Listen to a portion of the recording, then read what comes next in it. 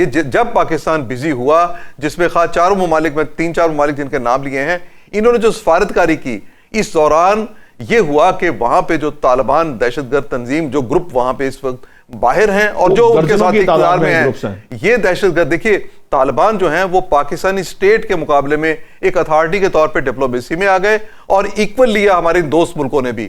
ان کی پالیسی بھی غلط ہے. پاکستان نے بھی سیاسی طور پہ نہیں، سفارتی طور پہ ایک بلنڈر کیا ہے کہ طالبان کو اپنے وزیر خارجہ کے برابر میں، اپنے وزیر اعظم کے برابر میں ان کو ایک دیا ہے، مقام دیا ہے. ایسا ان کا بالکل نہیں تھا. اب اس پہ آپ افغانستان کے اندر جو تبدیلیاں ہو رہی ہیں، جس طرح وہاں پہ ایک فورس بن رہی ہے، تاجک ہے جس میں، ازبک ہے جس میں باقی قومیتوں کے لوگ ہیں، بلوچ بھی اس میں شامل ہیں.